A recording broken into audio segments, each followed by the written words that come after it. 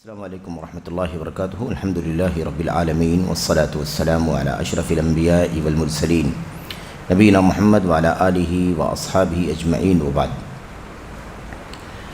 جدید مناہج کی حقیقت کے آج کے اس حلقے میں انشاءاللہ تبارک و تعالی ہمارے سامنے ایک اہم سوال جس کا آغاز اس سے پہلے کی مجلس میں ہوا تھا، انشاءاللہ تبارک و تعالی اسے مکمل کرنا ہے، اور انشاءاللہ تبارک و تعالی اس سلسلے کی جو باتیں ہیں وہ آپ کے سامنے پیش کی جائیں گی۔ ہمارے سامنے جو سوال ہے وہ بڑا ہی اہم سوال ہے۔ سوال جو تھا وہ سوال نمبر 61 تھا۔ الحمدللہ ہر طرف منہج سلف اور اس پر مضبوطی سے کاربند رہنے کی دعوت پھیلی ہوئی ہے، لیکن کچھ لوگ کہتے ہیں کہ یہ دعوت محض انتشار پھیلانے، امت کی صفوں میں دراڑ پیدا کرنے اور مسلمانوں کو آپس میں دست و گریباں کرنے کے لیے ہے، تاکہ مسلمان خود اپنے آپ میں مشغول ہو کر اپنے حقیقی دشمن سے غافل ہو جائیں۔ کیا یہ صحیح ہے؟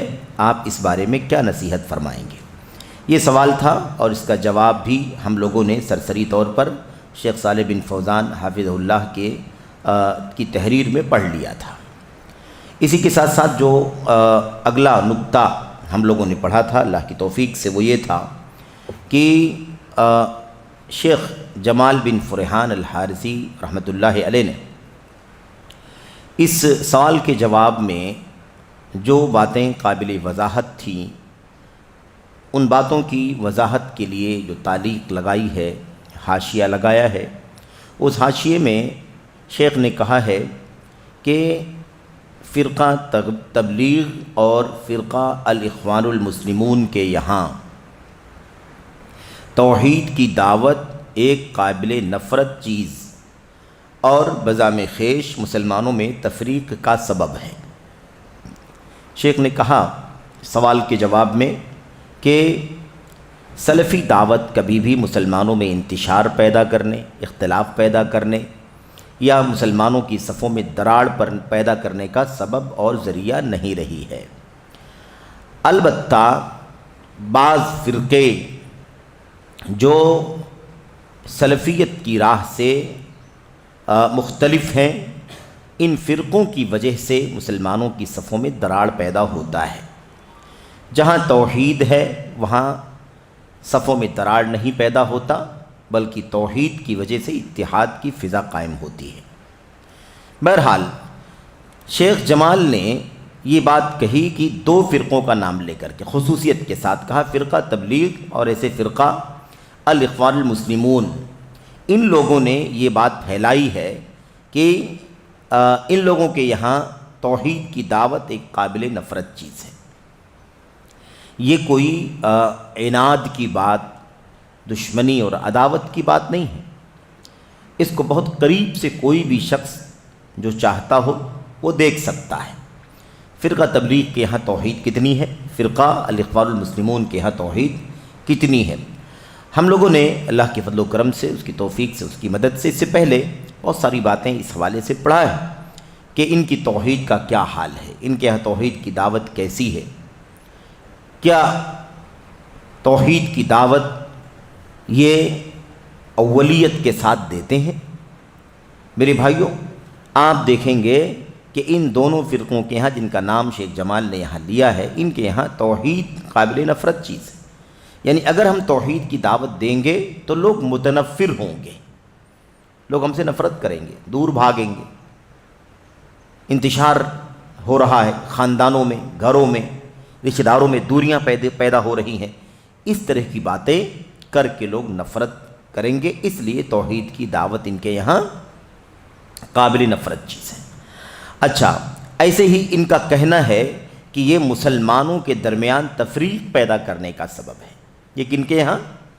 ان دونوں فرقوں کے یہاں۔ یہ فرقے یہ فرقے دعوت توحید کو اپنی دعوت کے اصولوں میں نہیں سمجھتے، جبکہ آپ جانتے ہیں اچھی طرح سے کہ دعوت توحید یہ سب سے پہلا زینہ ہے، اساس ہے، بنیاد ہے، جڑ ہے۔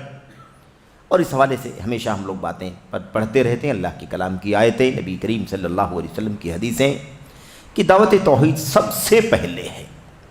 اگر اس دعوت کو بندے کے سامنے پیش کر دیا جائے سب سے پہل اور اس دعوت کو قبول کر کے اس کی موت ہو جائے، ایک سجدہ بھی نہ کرے، تو اللہ تبارک و تعالیٰ اسے اپنے فضل و کرم سے اس توحید کی برکت سے جنت میں داخل فرما دے۔ لیکن اگر عمر بھر اسے دوسری چیزیں بتلائی جائیں، توحید خالص نہ پہنچایا جائے، تو اللہ تبارک و تعالیٰ کی توحید کے خالص عقیدے کے بغیر کوئی جنت میں نہیں جا سکتا۔ تو یہ بہت بنیادی چیز ہے۔ اس لیے ان فرقوں کے یہاں یہ عجیب و غریب مسئلہ ہے کہ توحید کی دعوت کو وہ اپنی دعوت کے اصولوں میں نہیں سمجھتے، نہ ہی توحید کی دعوت دینے والوں کو پسند کرتے ہیں۔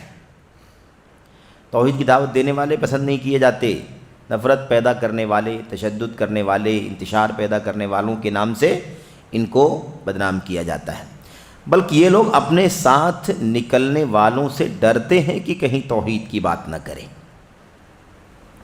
یہ بہت بڑی حقیقت ہے، اور اس سے پہلے بھی بات آ چکی ہے کہ شیخ صالح فوزان نے حافظ اللہ نے اس بات کو لکھا ہے، سوال کے جواب میں ہے نا، بتایا ہے کہ سعودی عرب کا واقعہ کہ ریاض کی کسی جامع مسجد میں توحید، کتاب التوحید کا درس شروع ہوا، تو اسی جماعت تبلیغ کے لوگ، فرقہ تبلیغ کے لوگ اس کے اندر موجود تھے۔ جیسے یہ عقید توحید کا درس شروع ہوا، دھیرے دھیرے کر کے ایک دو کر کے سبھی لوگ مسجد سے باہر نکل گئے۔ یہ بات شیخ صالح فوزان نے وضاحت کے ساتھ لکھی ہے۔ اچھا، کہتے ہیں کہ یہ ایک عملی واقعہ ہے، اتفاق سے وہ یہاں پر کچھ باتیں یہاں پر بیان کی جا رہی ہیں۔ یہ ایک عملی واقعہ ہے جو خود استاذ محمد بن عبداللہ بن محمد الاحمد کے ساتھ پیش آیا ہے، اور اس واقعے کو شیخ حمود تویجری رحمہ اللہ نے اپنی کتاب القول البلیغ فی التحذیر من جماعت التبلیغ صفحہ نمبر 46 میں ذکر فرمایا ہے۔ یہ دیکھیے عملی واقعہ، یہ جن کا نام لکھا گیا ہے محمد بن عبداللہ بن محمد الاحمد، یہ جماعت تبلیغ میں تھے، قریب سے اس واقعے کو انہوں نے بیان کیا ہے۔ کہتے ہیں استاذ محمد بیان کرتے ہیں کہ امیر یعنی فرقہ تبلیغ کے جو امیر ہوا کرتے ہیں، ہے نا، فرقہ تبلیغ کے جو امیر ہوا کرتے ہیں، انہوں نے مجھ سے مطالبہ کیا کہ صلاۃ عصر کے بعد حجاج کو کچھ نصیحت کروں۔ حج کا موسم قریب رہا ہوگا، ہے نا، یا حج کے ایام کے بیچ کی بات ہوگی۔ کہتے ہیں کہ عصر کی نماز کے بعد حاجیوں کو کچھ نصیحت کروں، یہ مجھے کہا جماعت کے امیر نے کہ ذرا عصر کی نماز کے بعد حاجیوں کو کچھ نصیحت کر دینا۔ کہتے ہیں لیکن چونکہ میں اس فرقے کے ساتھ ابھی نیا آیا تھا، جماعت تبلیغ میں نیا آیا تھا، اس لیے امیر نے اپنے معاون یعنی سیکریٹری سے کہا کہ وہ مجھے ذرا سمجھا دے، بھائی نیا آدمی ہے، کھڑا ہو جائے گا، نہ جانے کیا بول دے گا، پالیسی کے خلاف نہ ہو جائے، ہے نا، جو مطلوب ہے اس کے خلاف نہ بول دے۔ تو سیکریٹری سے کہا کہ وہ مجھے ذرا سمجھا دے کیا بولنا ہے، کیسے بولنا ہے، کیا نہیں بولنا ہے، انتشار پیدا کرنے والا کوئی کام نہیں ہونا چاہیے۔ چنانچہ سیکریٹری نے مجھ سے کہا، دیکھو تمہیں اپنی گفتگو میں 3 چیزوں سے اجتناب کرنا ضروری ہے۔ بات کرنے جا رہے ہو، نصیحت کرو گے حاجیوں کو، لیکن 3 باتیں نہیں بولنی ہیں، 3 باتوں سے اجتناب کرنا ضروری ہے۔ کہتے ہیں اور ان 3 باتوں میں وہ بات بھی تھی جو یہاں مقصود ہے۔ تینوں باتیں ذکر نہیں کی انہوں نے، ایک بات جو خاص مقصود یہاں ذکر کرنا تھا وہ بیان کیا۔ کہا ان میں وہ بات بھی تھی کہ شرکیات اور کسی بھی طرح کی بدعات کے بارے میں بات نہیں کرنا۔ کرنے دو شرک، کرنے دو بدعات، حج کے طریقے کے بارے میں کچھ بتاؤ، سکھاؤ کیسے حج کرنا ہے، ارکان کیسے ادا کرنے ہیں، ہے نا، کب کہاں کون سی دعا پڑھنی ہے، کب کہاں جانا ہے، اس کا وقت کیا ہے، ساری باتیں بتاؤ، نصیحت کرو، لیکن دیکھنا شرکیات اور بدعات کے بارے میں کوئی بات نہیں کرنا، کیونکہ شیخ محمد بن عبد الوہاب رحمہ اللہ کی دعوت کے سمٹ کر رہ جانے کا سبب اس چیز کا بہت زیادہ اہتمام ہے۔ اب شیخ محمد بن عبد الوہاب رحمۃ اللہ علیہ کی دعوت کے سمٹ جانے کے اسباب میں سے ایک بہت بڑا سبب کیا ہے کہ ان کے ہاں توحید اور شرک کا زیادہ اور سنت اور بدعت کا زیادہ اہتمام پایا جاتا ہے۔ توحید اپناؤ، شرکیات سے بچو، سنت اپناؤ، بدعت سے بچو، اس کا زیادہ اہتمام ان کی دعوت میں پایا جاتا ہے۔ اسی وجہ سے شیخ الاسلام محمد بن عبد الوہاب رحمۃ اللہ علیہ کی دعوت سمٹ کر رہ گئی ہے۔ اتنی کہہ لیجئے کہ اتنا بڑا مغالطہ پیدا کرنے کی کوشش کی گئی ہے۔ سب سے پہلی بات تو شیخ الاسلام محمد بن عبد الوہاب رحمۃ اللہ علیہ کی دعوت سمٹ کر رہ گئی ہے۔ سمٹ کر رہ گئی ہوتی تو یہ بات نہیں کہی جاتی، پھیل گئی ہے۔ بہت کم وقت میں اللہ تبارک و تعالیٰ نے دنیا کے گوشے گوشے میں، چپے چپے میں اس دعوت کو پھیلا دیا ہے۔ اس کی وجہ سے ان کے لوگ، اس فرقے کے لوگ جس شرک و بدعت میں زندگی گزار رہے ہیں، جن باطل عقائد و نظریات کے ساتھ زندگی گزار رہے ہیں، اس سے تائب ہو کر کے، چھوڑ کر کے لوگ توحید کو، سنت کو گلے لگا رہے ہیں۔ اس وجہ سے بات کی جا رہی ہے۔ ہر آدمی دنیا میں جانتا ہے کہ شیخ الاسلام محمد بن عبد الوہاب رحمۃ اللہ علیہ کی جو تجدیدی دعوت تھی، تجدیدی جو کارنامہ ہے، دنیا کے چپے چپے میں پھیلا ہوا ہے۔ میرے بھائیوں، عرب ہو کہ عجم ہو، مشرق ہو کہ مغرب ہو، شمال ہو کہ جنوب ہو، ایشیا ہو کہ افریقہ ہو کہ آسٹریلیا ہو، کیا دنیا کے چپے چپے میں شیخ الاسلام کی دعوت۔ اب کوئی آئے آج کھڑا کرے کہ سمٹ کر رہ جانے کی وجہ، کتنا بڑا مغالطہ ہے۔ سمٹ کر کہاں رہ گئی ہے؟ سمٹتی جا رہی ہے تبلیغ کی دعوت، سمٹتی جا رہی ہے اخوانیت کی دعوت آج کے دور میں، اسی توحید کے پیغام، اسی سنت کے پیغام کی وجہ سے۔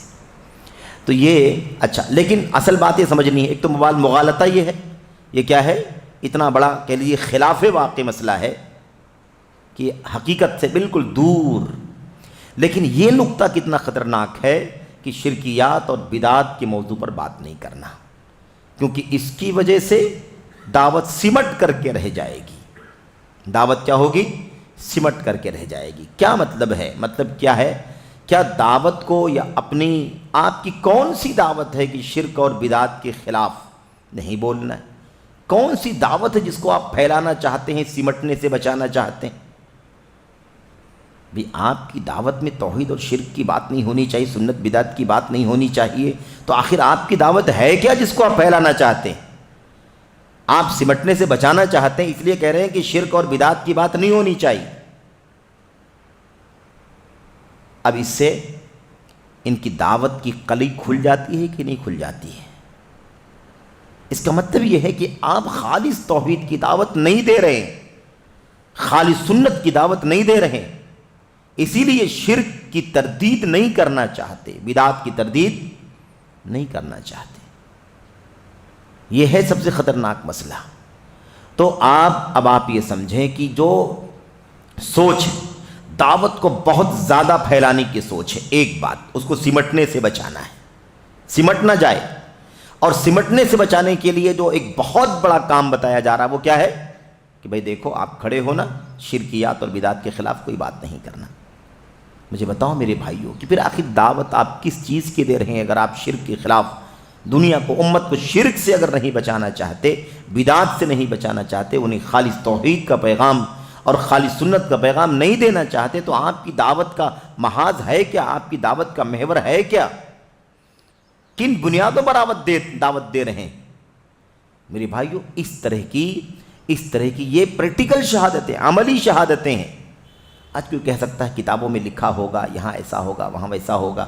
یہ عملی بیان کر رہے ہیں لوگ جو تبلیغی جماعت میں رہ چکے ہیں، اور صاف کہہ رہے ہیں چونکہ میں نیا آیا تھا، اس لیے مجھے باقاعدہ سمجھانے کے لیے امیر نے سیکریٹری سے کہا جا کر کے ان کو سمجھا دو کہ اپنی گفتگو کے اندر یہ شرکیات اور بدعات کے خلاف بات نہ کریں۔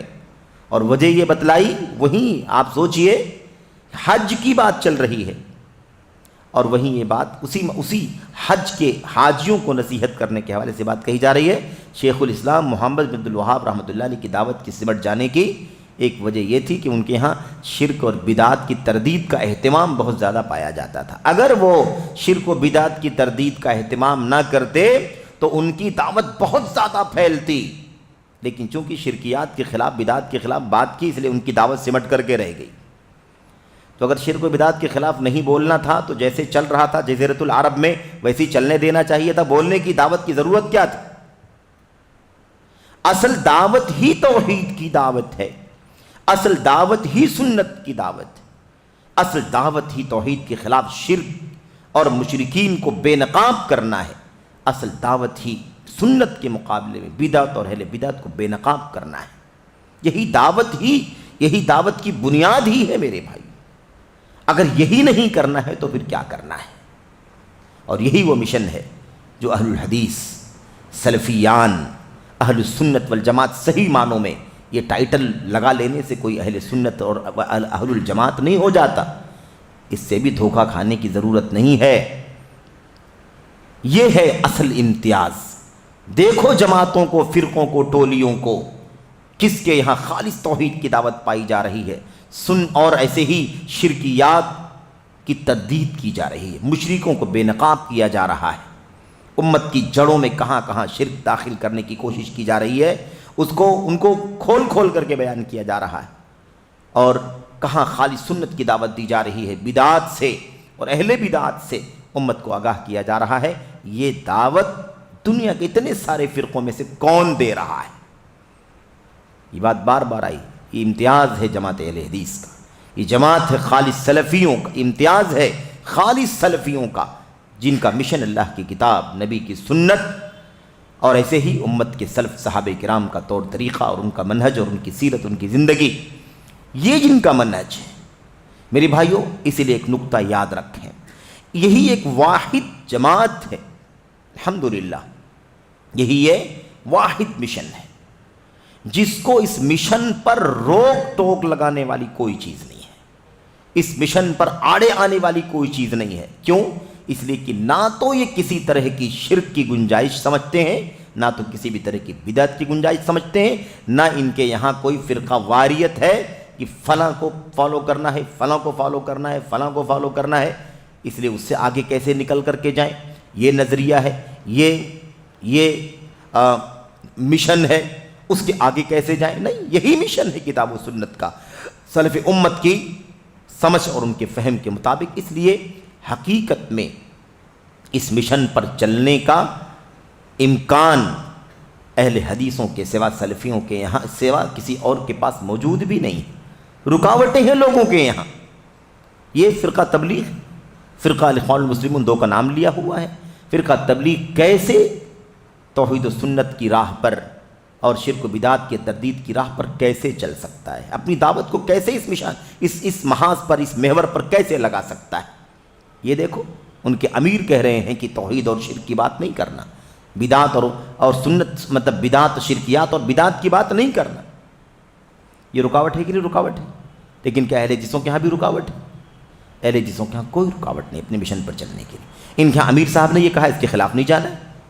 ان کے قائد نے کہا ہے، اس کے خلاف نہیں جانا ہے. فرقہ الاخوان المسلمون کا اپنا ایک فیچر ہے، ان کی اپنی خصوصیات، ان کے اپنے اہداف اور مقاصد ہیں. رکاوٹ پیدا کرتے ہیں خالص توحید کی دعوت میں، رکاوٹ پیدا کرتے ہیں خالص سنت کی دعوت میں، رکاوٹ پیدا کرتے ہیں شرک کی تردید میں، رکاوٹ پیدا کرتے ہیں بدعات کی تردید میں. واحد ایک جماعت اہل حدیث ہے جسے اپنے مشن کی راہ میں کوئی رکاوٹ نہیں ہے. یہ بہت بنیادی مسئلہ ہے. اب یہاں پر دیکھیے، کہتے ہیں، میں کہتا ہوں، شیخ جمال کہتے ہیں، میں کہتا ہوں اس سلسلے میں بہت ساری مثالیں موجود ہیں. مذکورہ کتاب ملاحظہ فرمائیں، بڑی عجیب اور حیران کن باتیں ملیں گی. کون سی کتاب؟ القول البلیغ فی التحذیر من جماعت التبلیغ. یہ عربی میں کتاب ہے، حمود تویجری کی پوری جلد میں ہے، اور ایسے ہی اس کا غالباً اردو ترجمہ بھی ہو چکا ہے، جیسا کہ یاد پڑتا ہے، ہو سکتا ہے اور زبانوں میں بھی ترجمہ ہوا ہو. بہرحال یہ کتاب پڑھنے سے تعلق رکھتی ہے. انشاءاللہ تبارک و تعالی حقیقتیں کھل جائیں گی.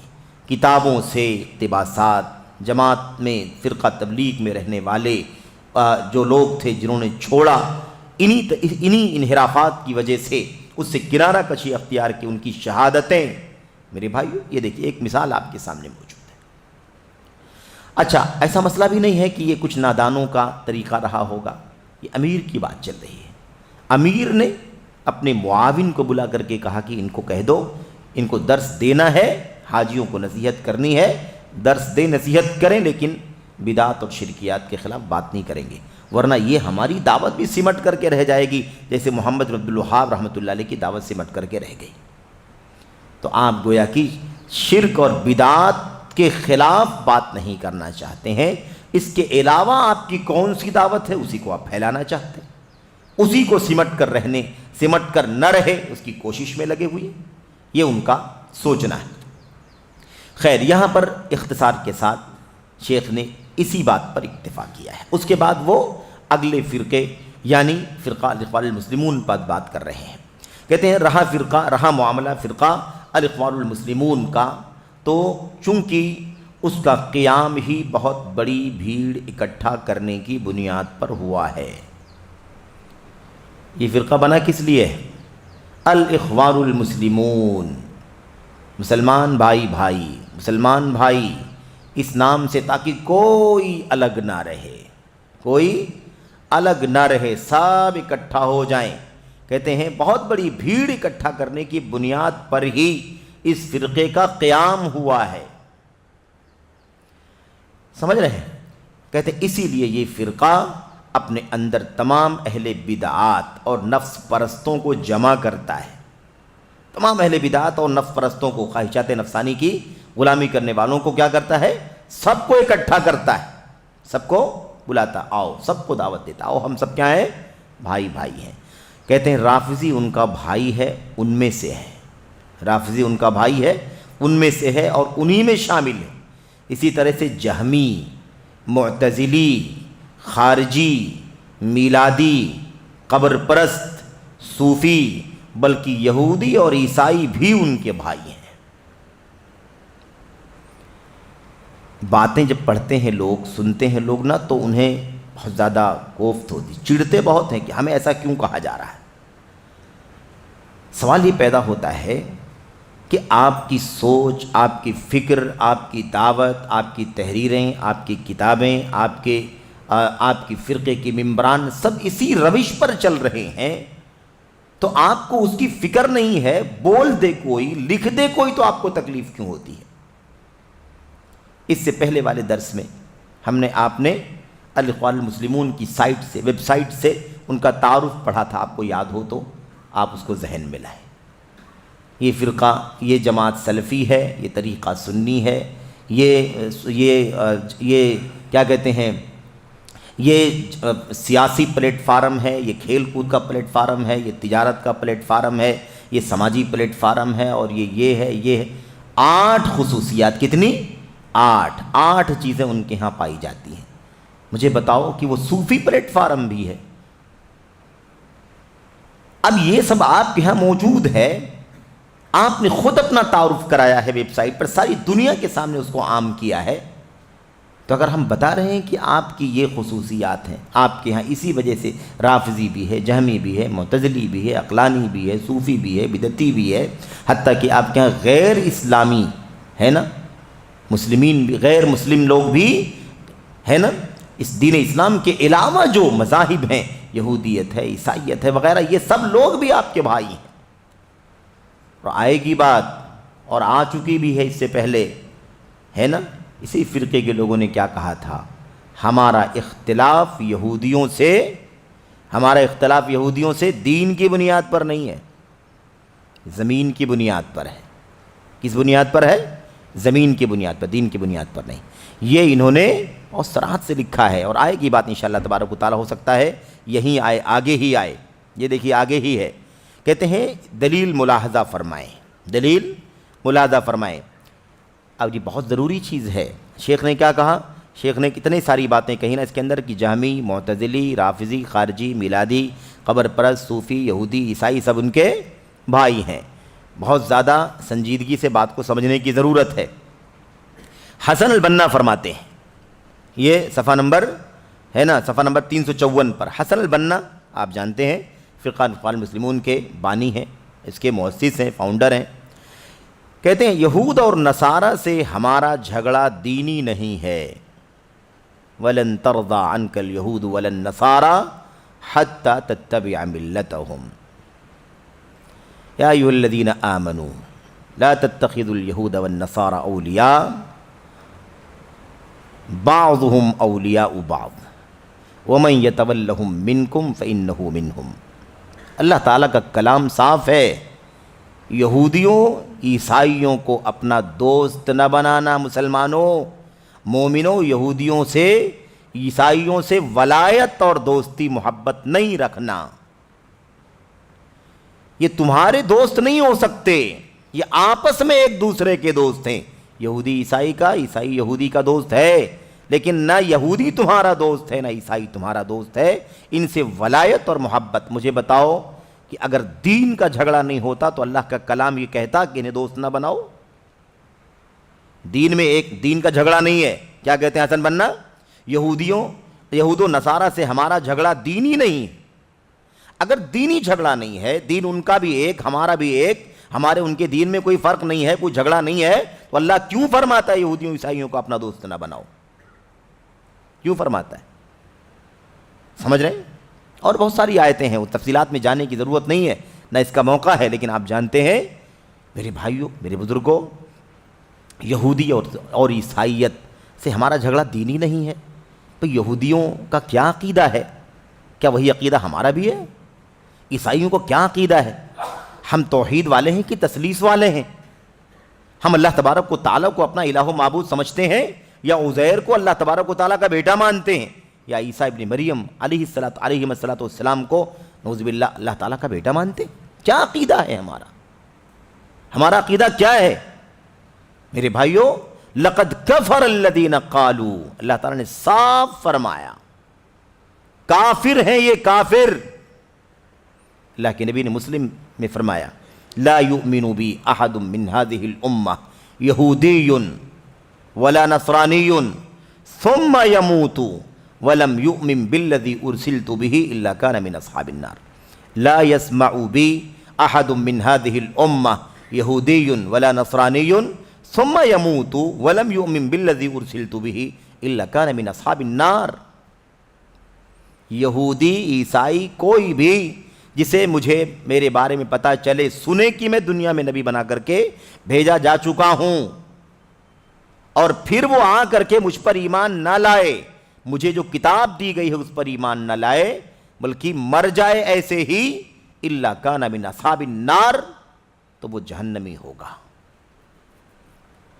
یہودیوں عیسائیوں سے ہمارا جھگڑا دینی نہیں ہے۔ کتنا خطرناک مسئلہ بتائیے آپ۔ اب کسی کو کہہ دیا جائے تو چڑ جاتے ہیں لوگ۔ اب ہم کہتے ہیں کہ بھئی آپ کا جو رویہ ہے وہ سب کو لے کے چلنے والا رویہ ہے، اسلام سے نسبت رکھنے والے انسان، اسلام سے منتسب فرقے بھی اور اسلام کے علاوہ بھی سب کو آپ اکٹھا کرنا چاہتے ہیں، بڑی گیدرنگ، یہ آپ کی سوچ، تو لوگ ناراض ہو جاتے ہیں کہ ایسی بات کہی جا رہی ہے۔ میرے بھائیوں، غور کرنے کی بات ہے۔ کیا کہتے ہیں؟ ہمارا جھگڑا دینی نہیں، کیونکہ قرآن کریم نے ان کے ساتھ رہنے اور ان سے دوستی رکھنے کا حکم دیا ہے۔ استغفر اللہ، کہاں اللہ تعالیٰ نے قرآن کریم کے اندر یہودیوں عیسائیوں سے دوستی رکھنے کا حکم دیا ہے؟ کہاں دیا ہے؟ یہ تو ٹھیک ہے ان کے ساتھ رہنے، ان کے ساتھ رہنے کا مطلب یہ ہے کہ سماج کے اندر وہ بھی رہتے ہیں، آپ بھی رہتے ہیں، تو ایک انسانی بنیادوں پر جو رواداری ہونی چاہیے وہ آپ رکھیے ان کے ساتھ۔ سمجھ رہے ہیں نا؟ اگر وہ آپ کو، آپ کی جان کے، آپ کے مال کے دشمن نہیں ہے، انہوں نے آپ کو اپنے گھروں سے نہیں نکالا ہے، تو ان کے ساتھ بر اور نیکی کا معاملہ کرنے میں کوئی ممانعت نہیں ہے۔ لیکن مسئلہ کیا ہے؟ مسئلہ یہ کہنا کہ ان سے دوستی رکھنے کا حکم دیا ہے، کتنی بڑی، کتنا بے مطلب کہہ لیجیے کہ واقعے کے خلاف جھوٹ بات ہے۔ اللہ صاحب فرماتا ہے لا تتخذوا اليہود والنصارى اولیاء، یہود و نصارہ کو دوست نہ بناؤ، اور حسن بننا کہتے ہیں قرآن کریم نے ان کے ساتھ اور ان کے ساتھ رہنے اور ان سے دوستی رکھنے کا حکم دیا ہے۔ خطرناک عقیدہ، خطرناک نظریہ۔ حوالہ صفحہ نمبر 28، حاشیہ نمبر 2 میں گزر چکا، تفصیل سے وہ بات آ چکی ہے، یہ نئے والے ایڈیشن کے حساب سے۔ اب دیکھیے، ٹھیک ہے، کوئی کہہ سکتا ہے کہ آپ نے پتہ نہیں کیا پڑھا، آپ نے پتہ نہیں کیا سمجھا حسن بننا رحمۃ اللہ علیہ کی بات سے۔ یہی تو لوگ کہتے ہیں نا، پیشوا، مسلمانوں کے سب سے بڑے قائد، اس طرح پیش کرتے ہیں۔ آگے دیکھیے، سماحت الشیخ امام ابن باز رحمہ اللہ سے اس قول کے بارے میں سوال کیا گیا تو انہوں نے فرمایا، شیخ بن باز رحمۃ اللہ علیہ سے پوچھا گیا حسن بننا نے ایسا ایسا کہا ہے۔ حسن البنا نے، جو اخوان المسلمون کے بانی ہیں، فاؤنڈر ہیں، انہوں نے کہا یہودیوں سے ہمارا جھگڑا دینی نہیں ہے، کیونکہ اللہ نے ان کے ساتھ رہنے اور ان سے دوستی رکھنے کا حکم دیا، ایسا کہا انہوں نے۔ آپ بتائیے کہ یہ بات کہاں تک درست ہے؟ تو شیخ بن باز رحمۃ اللہ علیہ نے کیا جواب دیا تھا؟ یہ ایک باطل اور خبیث بات ہے، ایک باطل اور خبیث بات ہے۔ یہودی مومنوں کے بدترین دشمن اور نہایت شرپسند لوگ ہیں، بلکہ وہ کافروں کے ساتھ مومنوں کے سب سے خطرناک دشمن ہیں، لہذا یہ ایک غلط، ظالمانہ، بری اور گھناؤنی بات ہے۔ یہ ہے خلاصہ۔ میرے بھائیوں، یہ لوگ اس وقت تک آپ سے راضی نہیں ہوں گے جب تک آپ ان کی ملت کی پیروی نہ کریں۔ یہودی آپ سے نہیں خوش ہوں گے جب تک آپ یہودی نہ ہو جائیں، عیسائی اس وقت تک آپ سے خوش نہیں ہوں گے جب تک آپ عیسائی نہ ہو جائیں۔ اگر جھگڑا ہی نہیں ہے تو یہ بات بولنے کی ضرورت کیا ہے؟ اگر جھگڑا نہیں ہے دین کی بنیاد پر، حتی تتبع ملتہم، یہاں تک کہ آپ ان کے دین کی پیروی کریں، ان کی ملت کی پیروی کریں، یہاں تک کہ آپ زمین کا جھگڑا ختم کر دیں، یہاں تک کہ آپ ملکی جھگڑے ختم کر دیں، یہاں تک کہ آپ سیاسی جھگڑے ختم کر دیں، یہی معنی ہے؟ یہاں تک کہ آپ ان کی ملت کی پیروی کریں۔ جب تک آپ ان کے دین کو، ملت کو نہیں مان لیں گے، ان کے عقیدے کو فالو نہیں کریں گے، تب تک وہ آپ کے دوست آپ سے راضی نہیں ہو سکتے ہیں۔ دوست تو آگے کا مرحلہ ہے، ٹھیک ہے؟ اس کے بعد آگے مزید کیا کہتے ہیں شیخ ابن باز رحمۃ اللہ علیہ؟ فرماتے ہیں اگر کوئی کہے کہ اسلام اور یہودیت کے درمیان کوئی اختلاف اور ٹکراؤ نہیں ہے، اسلام اور یہودیت کے درمیان کوئی ٹکراؤ نہیں ہے بلکہ دونوں میں تال میل ہے، کوئی جھگڑا، کوئی اختلاف، کوئی ٹکراؤ نہیں ہے، اگر کوئی ایسا کہتا ہے تو یہ کفر و ارتداد ہے۔ اس کا مطلب آپ جیسے اسلام کو مانتے ہیں، سمجھتے ہیں، ویسے ہی آپ یہودیت اور عیسائیت کو بھی سمجھتے ہیں۔ بتائیے، اگر یہودیت کو اسلام سمجھ رہا ہو کوئی آدمی، ٹکراؤ نہ سمجھتا ہو کہ کوئی ٹکراؤ ہے، کوئی بیر ہے یہودیت کا اسلام سے، کوئی بیر ہے عیسائیت کا اسلام سے، اگر کوئی یہ سمجھتا ہو تو آپ بتائیے کہ وہ کفر و اسلام کو ایک ساتھ کر رہا ہے کہ نہیں کر رہا ہے؟ اتنی خطرناک بات کو اتنی آسانی سے کہہ دیا کہ یہودیوں کا جھگڑا دینی نہیں ہے۔ اللہ تبارک و تعالیٰ نے ان سے دوستی رکھنے کا حکم دیا ہے، ان سے دشمنی رکھنے کا حکم دیا ہے، دوستی نہ کرنے کا حکم دیا ہے، دوستی رکھنے سے، دوست بنانے سے منع فرمایا اللہ تبارک و تعالیٰ، لا تتخذوا اليہود والنصارى اولیاء، یہود و نصارہ کو دوست نہ بناؤ، ولی نہ بناؤ۔ یہ ہے میرے بھائیو۔ اچھا جناب، اس کے بعد اب بہت اچھی طرح سے اس واقعے کو پڑھو، اس نقطے کو اچھی طرح سمجھو۔ یہ بات تو سرسری ہے نا، یہودی عیسائیوں کا جھگڑا مسلمانوں سے جو دینی نہیں ہے، غلط ہے، باطل ہے نا، دوستی رکھنے کا حکم دیا ہے، غلط ہے، باطل ہے۔ عملی طور پر، یعنی عملی طور پر یہ بات آپ کے سامنے آ رہی ہے۔ کہتے ہیں عیسائیوں کے بارے میں جابر رزق اخوانی نے، جابر رزق نام ہے نا، انہوں نے اپنی کتاب حسن البنا باقلام تلامذتہ و معاصری، کتاب کا نام ہے، کیا ہے؟ حسن البنا، اپنے شاگردوں اور اپنے ہم عصروں کے قلم سے، یعنی حسن البنا جو جماعت اخوان المسلمون کے بانی ہیں، ان کے بارے میں ان کے شاگردان، اسٹوڈنٹس کیا کہتے ہیں، اور ان کے دور کے لوگ، ان کے ہم زمانہ لوگ کیا کہتے ہیں، یہ ان کے جابر رزق نے کتاب لکھی۔ اس کے صفحہ نمبر 188 پر یہ لکھا ہوا ہے۔ صفحہ نمبر 188 میں ڈاکٹر حسن حتحوت، یہ بھی اخوانی ہیں، انہوں نے ایک مضمون ڈالا ہے، ان کا ایک مضمون ہے، یعنی ایک آرٹیکل ہے، اس کا عنوان کیا ہے؟ تہمت التعصب، یعنی تعصب کا الزام، تعصب کا الزام، اس نام سے ایک عنوان، اس عنوان سے ایک مضمون، ایک آرٹیکل لکھا ہے، کنہوں نے؟ ڈاکٹر حتحوت نے۔ اس کے اندر کیا لکھا ہوا ہے وہ اصل سمجھنے کی بات ہے، اور اس پوری چیز کو جابر رزق نے اپنی کتاب حسن البنا باقلام تلامذتہ و معاصری کے اندر اس مضمون کو نقل کیا ہے۔ اس سے ہم کو سمجھ میں آئے گا کہ یہودیوں عیسائیوں کے ساتھ حسن بنا کے تعلقات کیسے تھے، تب بات کھل کر کے آئے گی نا کہ یہ دوستی رکھتے تھے یا نہیں رکھتے تھے، ہاں یہ بات سمجھ میں آ جائے گی۔ کہتے ہیں قنا مصر کا ایک علاقہ ہے، قنا نامی جگہ ہے، مصر کا علاقہ۔ کہتے ہیں کہ کے بارے میں کیا بتاؤں، قنا کے بارے میں کیا بتاؤں، شروع سے ہی مجلس بہت بڑی تھی، شروع سے ہی مجلس بہت بڑی تھی، لوگ کھچا کھچ بھرے ہوئے تھے، مجلس میں بہت پبلک تھی، کھچا کھچ بھرے ہوئے تھے. ان میں کون کون تھا؟ سر فہرست مسلم علماء. مجلس میں کون کون تھے؟ بڑی مجلس تھی، بھری ہوئی تھی، بھیڑ بھاڑ بہت تھی. کہتے ہیں اس میں سر فہرست مسلم علماء، قبطی عیسائی پادری تھے. قبطی عیسائی پادری تھے. مجلس محبت و نشاط سے لبریز تھی. کوئی دشمنی تو ہے ہی نہیں، کوئی جھگڑا دینی ہے ہی نہیں. جیسے اسلام ویسے یہودیت، جیسے اسلام ویسے عیسائیت. تو اگر قبطی عیسائی پادری بھی موجود تھے اس کے اندر، مجلس محبت و نشاط سے لبریز تھی. اور اخوت و بھائی چارگی تو بجلی کی مانند سرایت کی ہوئی تھی. اتنی محبت تھی مسلمانوں کے علماء.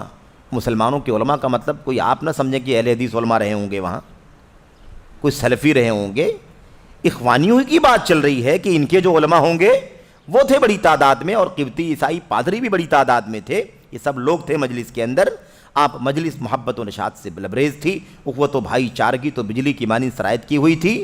اور قبطی عیسائیوں کا ذکر کرتے ہوئے بتا دوں، یہ حسن حتحوت ہی کی بات چل رہی ہے.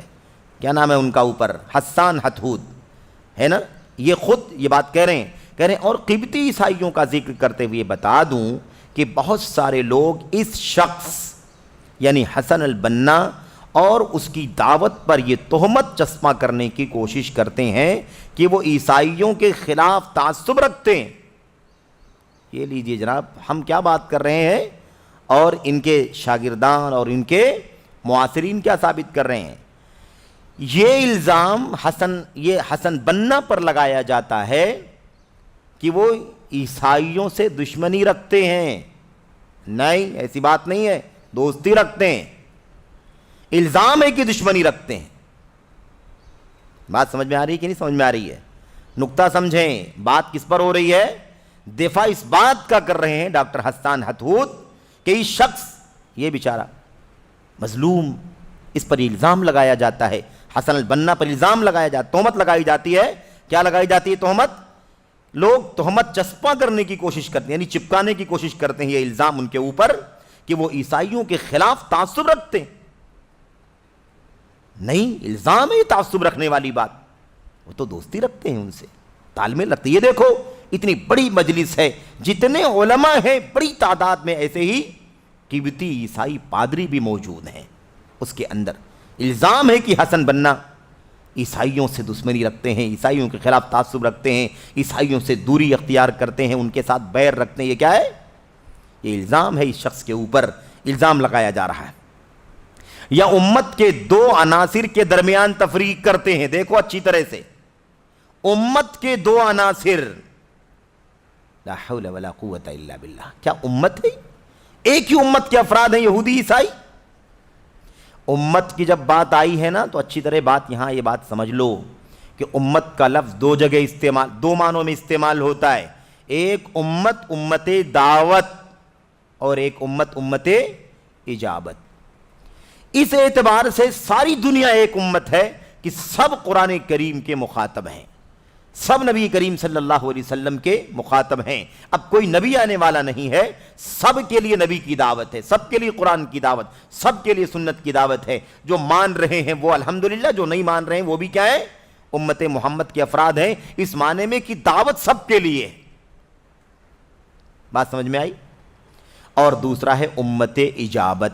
امت اجابت مان لینے والی دعوت، اجابت دعوت مان لینے والی امت. یعنی امت میں ابھی امت ہے پوری، اللہ کے نبی علیہ السلام کے آنے کے بعد قیامت تک جو ہے سب کیا ہے؟ یہ سارے کے سارے لوگ نبی کے مخاطب ہیں. ان میں سے جن لوگوں نے مان لیا، اللہ تعالیٰ پر ایمان لے آئے، نبی پر ایمان لے آئے، توحید سنت سمجھنے لگے، شرک بدعت سے باز آ گئے، اور دین اسلام جو نبی کریم صلی اللہ علیہ وسلم کے ذریعے سے اللہ تعالیٰ نے دنیا میں بھیجا، اس کو اپنی زندگی میں نافذ کرنے لگے. امت اجابت یعنی قبول کرنے والا حصہ، قبول کرنے والی امت. تو امت دعوت اور امت اجابت. اب اگر امت اجابت ہو جائے گی تب جا کر کے دوستی ہوگی، تب جا کر کے تال میل بنے گا. ایک یہودی تائب ہو کر مسلمان ہو جائے، عیسائی تائب ہو کر کے مسلمان ہو جائے، شرک سے کفر سے توبہ کر لے، نبی کریم صلی اللہ علیہ وسلم پر سچا ایمان لے آئے، اسلام کو اپنی زندگی میں نافذ کر لے، تب وہ امت اجابت کا حصہ بن جائے گا، تب دوستی محبت سیم رہے گی سب کے ساتھ میں۔ لیکن مسئلہ یہ کہ آپ تو خود کہہ رہے ہیں نا الگ کر کے، آپ خود کیا کر رہے ہیں، بتا رہے ہیں کہ مجلس کے اندر بہت سارے لوگ تھے، کھچا کھچ مجلس بھری ہوئی تھی، بڑی تعداد میں علماء تھے، اور ایسے ہی قبطی عیسائی پادری بھی تھے۔ تو جب تک وہ قبطی ہے، جب تک وہ عیسائی ہے، جب تک وہ پادری ہے، تب تک کیسے اس سے محبت رکھیں گے ہم، اور تب تک کیسے ہم اسے امت کے دو عناصر سمجھیں گے۔ بات سمجھنے کی یہ ہے اس کے اندر کہ اگر امت دعوت ہی آپ مانتے ہیں، سمجھ رہے ہیں، تو پھر آپ کیسے کہتے ہیں کہ دونوں میں دین کا جھگڑا نہیں ہے؟ دین ہی کا تو جھگڑا ہے بنیادی، بقیہ سیاست اور دنیا اور دولت اور ملک اور زمین کے جھگڑے بات کے، وہ تو اسلام کے ماننے والوں میں بھی بحیثیت بشر اور انسان ہو سکتے ہیں جھگڑے۔ سیاسی جھگڑا ہو سکتا ہے، مکانی جھگڑا ہو سکتا ہے، زمینی جھگڑا ہو سکتا ہے، سماجی جھگڑا ہو سکتا ہے، وہ ایک الگ چیز ہے۔ تو یہ بات اچھی طرح سے آپ پڑھ لیں، سمجھ لیں۔ کہتے ہیں حسن بننا پر یہ الزام لگایا جاتا ہے کہ وہ عیسائیوں کے خلاف تعصب رکھتے ہیں اور امت کے دو عناصر کے درمیان تفریق کرتے ہیں۔ امت کے دو عناصر، یعنی امت کا ایک عناصر محمد کے ماننے والے، اور امت کے ایک دوسرا عناصر حضرت عیسیٰ اور تثلیث کا عقیدہ رکھنے والے، حضرت عیسیٰ ابن مریم ہے نا، اللہ اکبر، ان کی عبادت کرنے والے۔ ان کو کیا کہا امت کے دو عناصر، امت کے دو عناصر کے درمیان تفریق کرتے ہیں۔ یہ کیا ہے؟ حسن بننا پر الزام لگایا جاتا ہے۔ کہتے ہیں جبکہ اللہ تبارک و تعالی اور سچے حاضرین، یہ دیکھیے اچھی طرح سے بالکل مہر لگائی انہوں نے، جبکہ اللہ تعالی اور سچے حاضرین، یعنی جو مجلس میں تھے وہاں سچے حاضرین، اس بات پر گواہ ہیں کہ حقیقت اس کے برعکس ہے، حقیقت اس کے خلاف ہے۔ عیسائیوں سے حسن بننا کو کوئی بیر نہیں، وہ تو انہیں کیا سمجھتے ہیں؟ انہیں اپنا دوست سمجھتے، ان کو اپنا دینی بھائی سمجھتے ہیں، دینی جھگڑا نہیں سمجھتے، امت کے دو عناصر میں سے ایک عنصر سمجھتے ہیں ان کو، ہے نا، یہ ہے۔ اچھا، یہ شخص حسن بننا، آگے کیا کہتے ہیں؟ یہ شخص یعنی حسن البنا کبھی بغض و نفرت اور فرقہ واریت کا داعی نہ رہا۔ بھئی قرآن کریم کی آیتیں ہمارے سامنے موجود ہیں، ہے کہ نہیں؟ قرآن کریم میں کئی جگہ کہا گیا نا، فرقہ واریت سے بچو، ایک ہو جاؤ، اجتماعیت کے ساتھ زندگی گزارو۔ ابھی رات میں گفتگو چل رہی تھی وہاں کی بمبئی والی مجلس میں، ہے نا، وَاعْتَصِمُوا بِحَبْلِ اللَّهِ جَمِيعًا وَلَا تَفَرَّقُوا، وَاعْتَصِمُوا بِحَبْلِ اللَّهِ جَمِيعًا وَلَا تَفَرَّقُوا، آپس میں اللہ کی رسی کو مضبوطی سے پکڑ لو، سب کے سب پکڑ لو، آپس میں فرقہ فرقہ نہ بنو۔ ان من الذین فرقوا دینہم وکانوا شیعا، ساری مذمت کی آیتیں ہم پڑھتے ہیں۔ اسی قرآن کریم کے اندر یہ ہے کہ نہیں ہے؟ یا ایھا الذین آمنوا لا تتخذوا اليہود والنصارى اولیاء، اے ایمان والو یہود و نصارہ کو اپنا دوست نہ بناؤ۔ اب اس نام پر کہ فرقہ بندی نہیں کرنی ہے، عیسائیوں کو بھی ساتھ میں، یہودیوں کو بھی ساتھ میں، وہ ہمارے بھائی ہیں، وہ ہمارے دوست ہیں، کیا یہی معنی ہے قرآن کریم کی آیتوں کا؟ کیا کہتے ہیں صاحب؟ کہتے ہیں حسن البنا کبھی بغض و نفرت اور فرقہ واریت کا داعی نہیں رہا۔ میرے بھائیوں، قرآن کریم یہود و نصارہ سے نفرت کرنے کے لیے کہتا ہے، یہود و نصارہ کو دوست نہ بنانے کے لیے کہتا ہے، اور صاف کہتا ہے وہ تمہارے دوست نہیں ہو سکتے، وہ آپس میں ایک دوسرے کے دوست ہیں، جب تک تم اپنا دین چھوڑ کر کے، اپنا عقیدہ چھوڑ کر کے ان کے عقیدے کی پیروی نہیں کرو گے، تب تک وہ تم سے راضی نہیں ہو سکتی۔ اللہ فرماتا ہے، کیا یہ فرقہ واریت ہے؟ اس کو فرقہ واریت کہیں گے؟ یہودیوں سے دشمنی رکھیں گے تو فرقہ بند، عیسائیوں سے نفرت رکھنا فرقہ بندی ہے؟ اللہ صاف فرماتا ہے کہ ان کو دوست نہ بناؤ۔ تو حسن بننا کے بارے میں تعریف کرتے ہوئے کیا کہتے ہیں کہ کبھی بھی فرقہ بندی کا، کبھی بھی نفرت کا داعی نہیں رہا، یعنی ہمیشہ سب کو لے کر کے چلتا رہا، سب کو لے کر کے چلتا رہا۔ میرے بھائیوں، اگر وہ دنیا کے ہر مذہب کے لوگ اگر توبہ کر کے خالص توحید و سنت پر آ جائیں، خالص سلف کی راہ پر آ جائیں، تب تو دوستی ہے ہی ہے، کوئی مسئلہ ہی نہیں ہے۔ اس پر بات ہی نہیں ہو رہی ہے. بات اس پر ہو رہی ہے کہ وہ عیسائی ہے، پادری ہے. سمجھ رہے ہیں؟ ہر ایک اپنے اپنے عقیدے پر ہے اور اس کے بعد بھی ہمارا کیا ہے؟ دوست ہے. یہ کیسے ممکن ہے میرے بھائی؟ صرف اس لیے کہ ہماری گیدرنگ بڑی ہوگی، سب لوگ آئیں گے تو ہماری تعداد کیا ہو جائے گی؟ بڑی ہو جائے گی. کہتے ہیں بلکہ وہ تو بڑی صراحت سے کہتے تھے. دیکھیے اور بات آئے گی، ہو سکتا ہے یہاں آئے یا اس کے آگے کہیں آئے، کسی اور جگہ پر ہے نا، مجھے یاد نہیں ہے، آئے گی بات کہ حسن بنا کے جنازے میں کون تھا. حسن بنا کے جنازے میں کون تھا؟ خیر وہ واقعہ بھی شاید آپ نے نہیں پڑھا، نہیں سنا کہ حسن بنا کی موت کیسے ہوئی تھی. انشاءاللہ اس کو کسی اور مجلس میں ہے نا ہم لوگ پڑھیں گے، کیونکہ وہ مقصود نہیں ہے، بہت زیادہ مقصود نہیں ہے، اس لیے اس پر بات نہیں آئی. لیکن ٹھیک ہے، من باب الفائدہ، تاکہ آپ کو معلومات کلیکٹ ہو جائے ہے نا، اس لیے آگے انشاءاللہ کسی مجلس میں بات کر لیں گے، آج نہیں تو اگلی مجلسوں میں کبھی. لیکن یہ بات بھی آئے گی کہ حسن بنا کے جنازے میں اگر حالات نازک تھے، پرمیشن کم تھی، ایک دو لوگ ہی اگر جنازے میں شریک ہو سکتے تھے تو کون لوگ شریک تھے؟ کون لوگ شریک تھے؟ کن سے قربت تھی؟ جنازے میں تو سب سے خاص لوگ قریب رہتے ہیں. جی ہاں، زندگی بھر جو سب سے قریب رہتا ہے وہ جنازے میں بھی قریب رہتا ہے. اس لیے وہ ساری باتیں بھی انشاءاللہ تبارک تعالیٰ آئیں گی. یہاں اس بات کو پڑھ لیں، بلکہ وہ تو بڑی صراحت سے کہتے تھے. یہ حسان حتحوت ہی کی بات چل رہی ہے. حسان حتحوت تہمت التعصب کے نام سے جو آرٹیکل انہوں نے لکھا ہے، اس کے اندر یہ بات کہی ہے. بڑی صراحت سے حسن بنا کہتے تھے کہ شریعت اسلامیہ کی تطبیق کی دعوت قبطیوں کے لیے ممکن ہی نہیں. استغفر اللہ. شریعت اسلامیہ کی تطبیق کی دعوت یعنی شریعت اسلامیہ کو لاگو کرو، فالو کرو، اس کے مطابق زندگی گزارو. کہتے ہیں اس کی دعوت قبطیوں یعنی عیسائیوں کے لیے ممکن ہی نہیں. یعنی وہ اسلام کو فالو نہیں کر سکتے، اسلام کو، شریعت کو نافذ اپنی زندگی میں اپنی زندگی میں شامل نہیں کر سکتے، ان کے لیے ممکن نہیں ہے.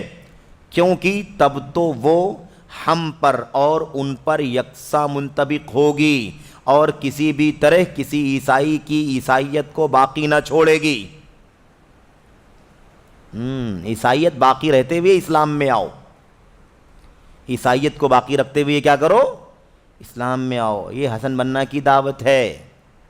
کس کی دعوت ہے؟ یہ حسن البنا کی دعوت ہے کہ عیسائیوں قبطیوں کے لیے شریعت اسلامیہ کی تطبیق ممکن نہیں ہے، کیونکہ اگر وہ ممکن ہو، اگر اس کو نافذ کرنا چاہیں گے تو اسلام جیسے اسلام کے ماننے والوں پر نافذ ہوگی، ایز اٹ از یہودیوں پر بھی، عیسائیوں پر بھی نافذ ہوگی کہ نہیں ہوگی؟ اگر ایسے نافذ ہوگی تب تو عیسائیوں کو اپنی عیسائیت چھوڑنا پڑے گا. بالکل چھوڑنا پڑے گا بھائی. توحید کا دین ہے، تثلیث کا دین تو ہے نہیں. توحید کا دین، اللہ واحد، اللہ واحد، ایک اللہ کی عبادت کا دین ہے. 2 3 4 نہیں، ایک. منویہ، ثنویہ، عیسائیت ہے نا، ان سب کا دین نہیں ہے، ایک اللہ واحد کا دین. قل هو اللہ احد. مشرکین آئے اللہ کے نبی کے پاس، کہنے لگے اپنے رب کا ذرا خاندان وندان بتائیے. محمد صلی اللہ علیہ وسلم اپنے رب کا نسب نامہ بتائیے. باپ کون تھا، دادا کون تھا، پردادا کون تھا، بیٹا کون ہے، پوتا کون، نسب. انسب لنا ربک، ہمیں اپنے رب کا نسب نامہ بتائیے.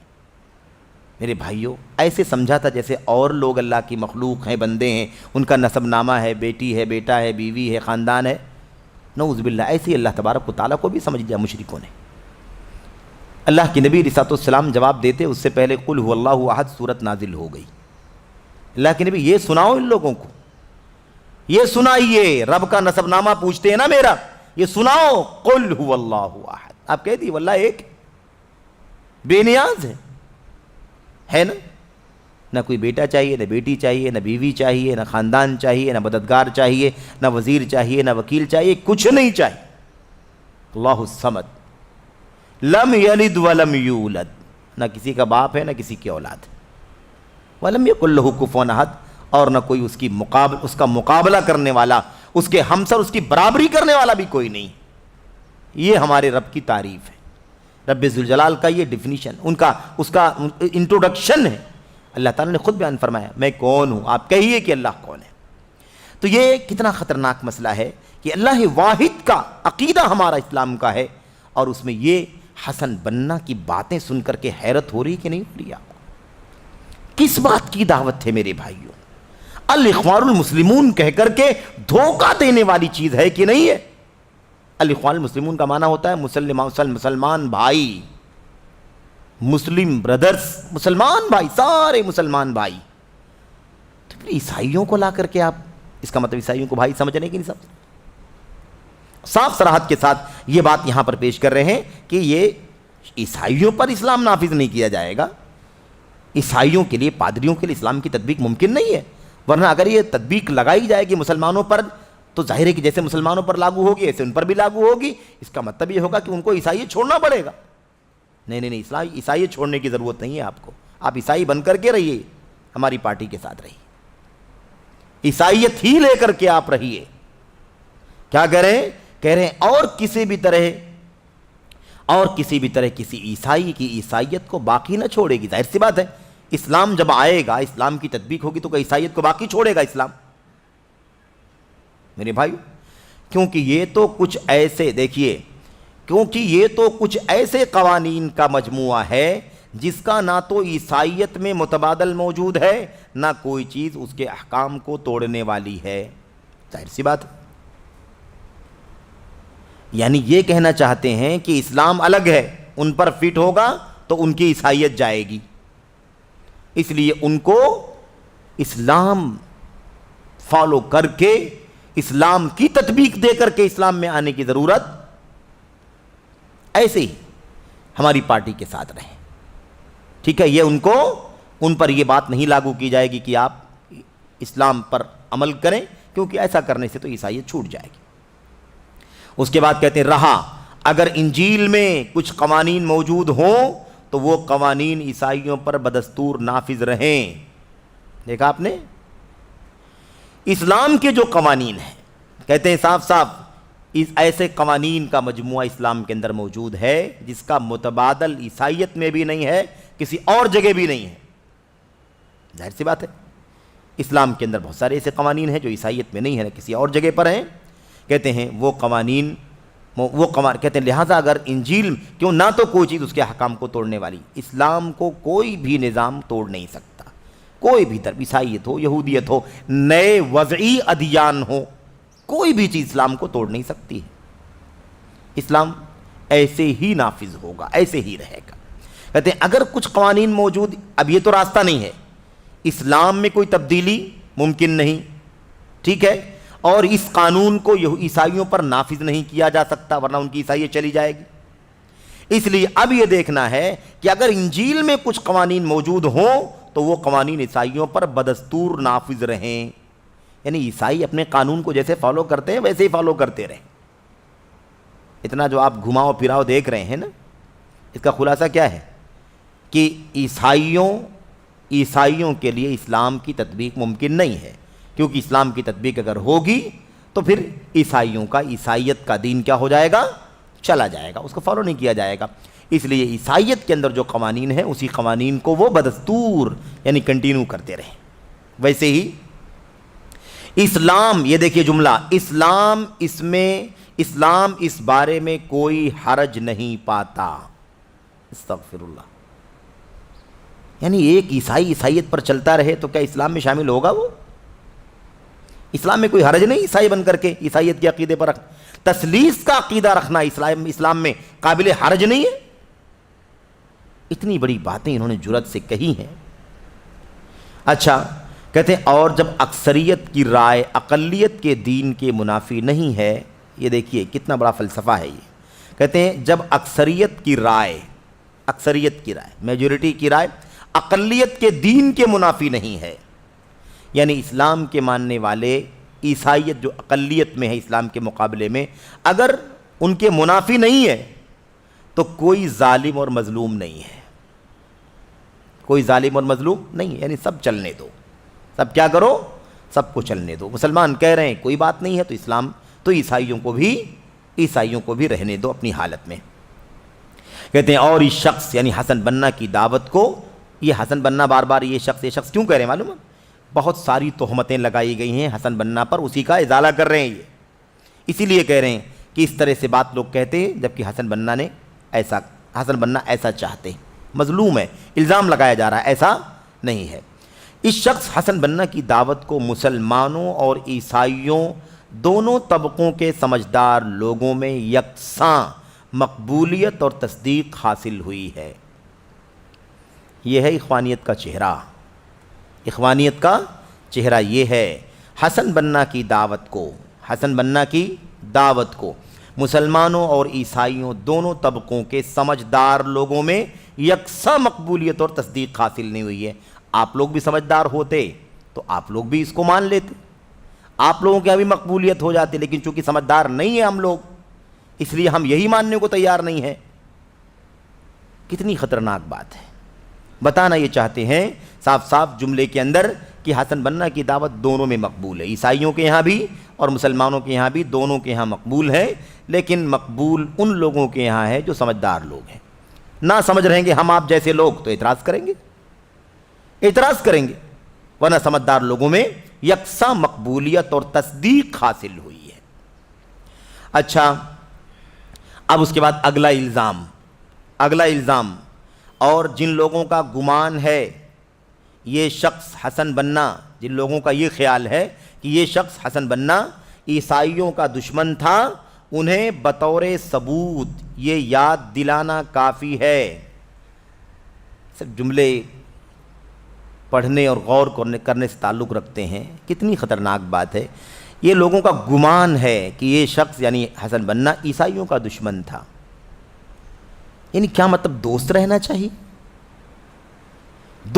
چاہیے کیا کہ لوگ الزام لگا رہے ہیں کہ حسن بننا دشمن تھا؟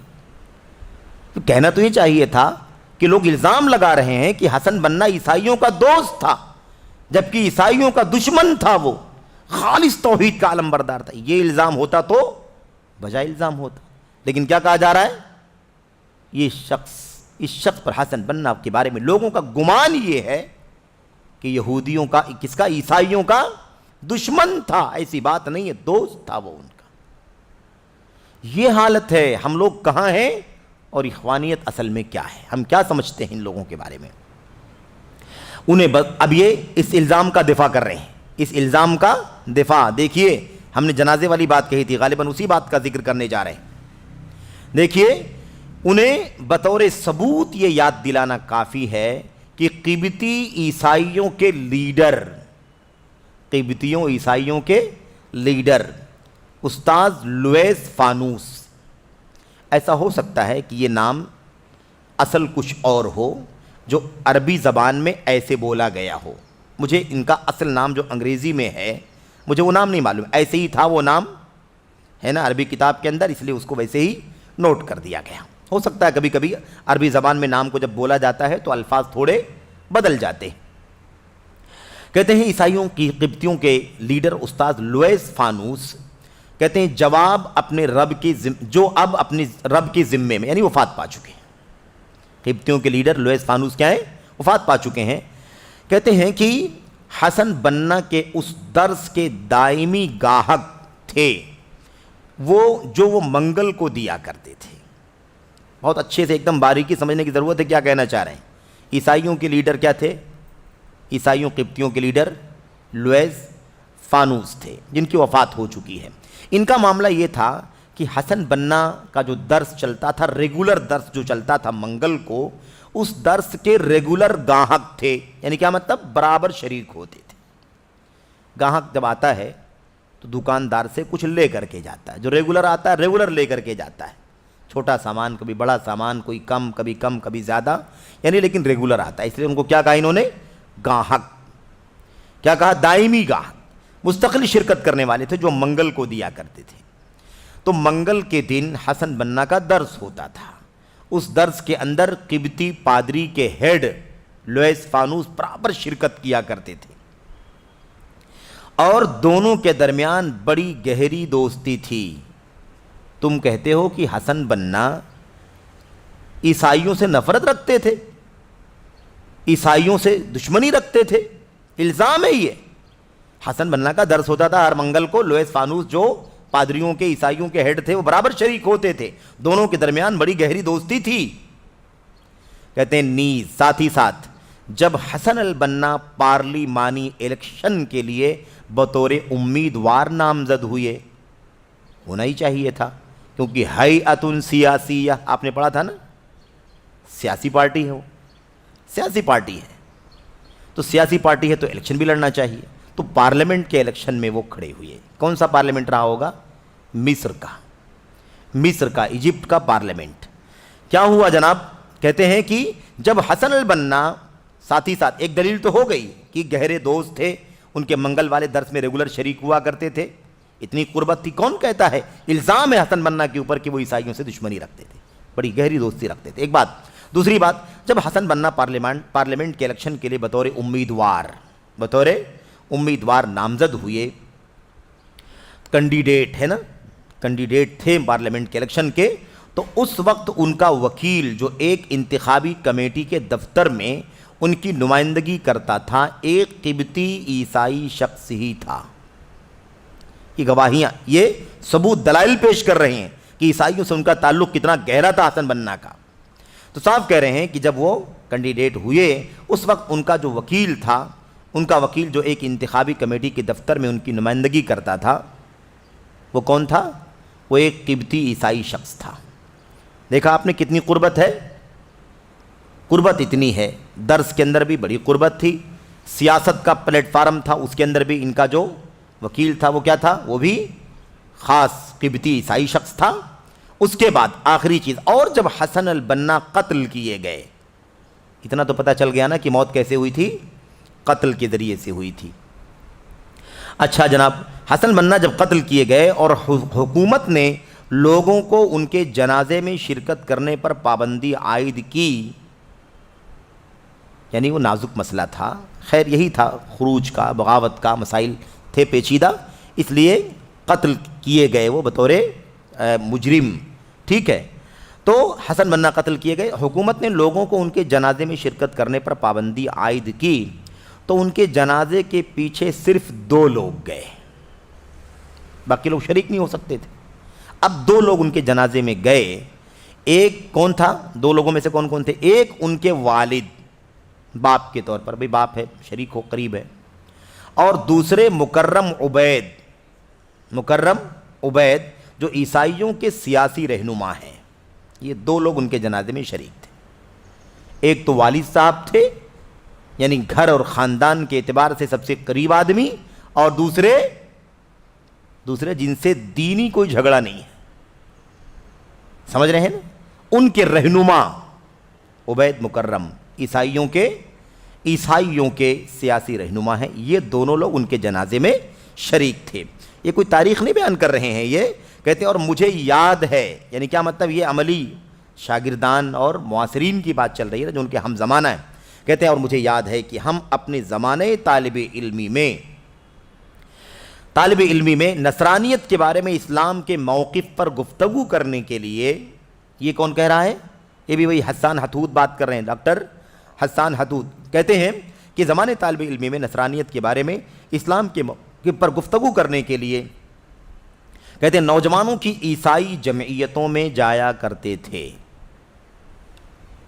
طالب علمی کے زمانے میں، بھائی ہم اپنے زمانے طالب علمی میں نصرانیت کے بارے میں اسلام کے موقف پر، یعنی نصرانیت کے بارے میں اسلام کیا کہتا ہے، اسلام کرسچینٹی کے بارے میں کیا کہتا ہے، اس بارے میں گفتگو کرنے کے لیے نوجوانوں کی عیسائی جمعیتوں میں جایا کرتے تھے۔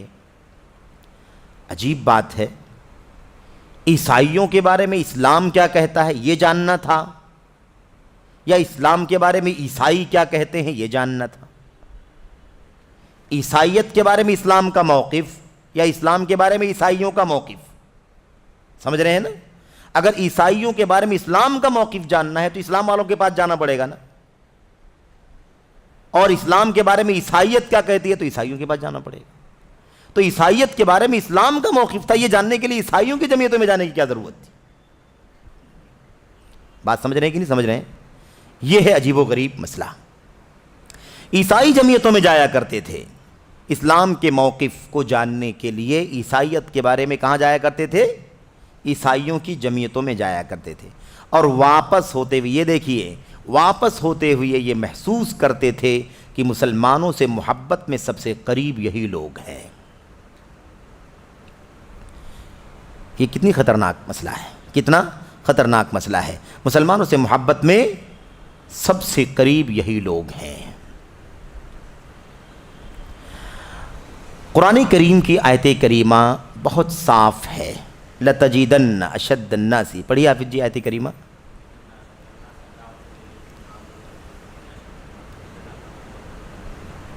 دیکھا، یہودیوں اور عیسائیوں سے بڑا دشمن یہودیوں کا، مسلمانوں کا کوئی نہیں ہے۔ جو لوگ پادری قسم کے لوگ ہیں، جو دین کو بہت قریب سے جانتے ہیں، وہ دین کو موازنے سے دیکھتے ہیں، اس لیے وہ لوگ قریب رہتے ہیں، نرمی کا رویہ رکھتے ہیں۔ ورنہ آیت کریمہ صاف کہتی ہے کبھی بھی یہ آپ سے راضی اور خوش نہیں ہو سکتے جب تک کہ آپ اپنا دین چھوڑ کر کے ان کے پیروکار نہ ہو جائیں، دوستی نہ رکھو ان سے۔ یہاں کہتے ہیں کہ ہم جب واپس ہوتے تھے تو یہ محسوس کرتے تھے کہ مسلمانوں سے محبت میں سب سے قریب یہی لوگ ہیں۔ یہاں پر یہ بات سمجھنے کی ہے، عیسائیوں کے بارے میں، عیسائیت کے بارے میں اسلام کا موقف جاننے کے لیے، اسلام کا کیا اسٹینڈ ہے عیسائیت کے بارے میں۔ اب یہ کیا بتا رہے ہیں، ہم لوگ عیسائیوں کی جمعیتوں میں جایا کرتے تھے، واپس ہونے کے بعد یہ محسوس کرتے تھے کہ مسلمانوں سے محبت میں سب سے قریب یہی لوگ ہیں، مسلمانوں سے محبت میں سب سے قریب یہی لوگ ہیں۔ یہ اسلام کے بارے میں عیسائیوں کا موقف ہے یا عیسائیوں کے بارے میں اسلام کا موقف ہے؟ عیسائی میرے بھائیوں بہت قریب ہیں، یہ ثابت کر رہے ہیں نا۔ یہ سوال ہی پیدا ہوتا ہے کہ عیسائیوں کے بارے میں اسلام کا موقف ہے یہ، یا اسلام کے بارے میں عیسائیوں کا موقف ہے، اور ہم کو کیا جاننے کے لیے کہاں جانا چاہیے، کس سے؟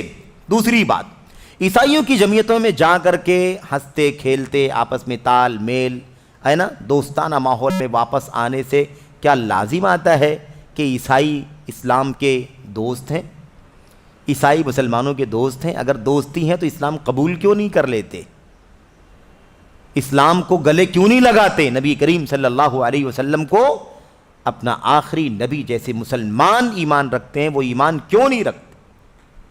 ماننا چاہیے کہ نہیں ماننا چاہیے؟ یہ تو پھر یہ کہنے کا کیا فائدہ مسلمانوں سے محبت میں سب سے قریب یہی لوگ ہیں؟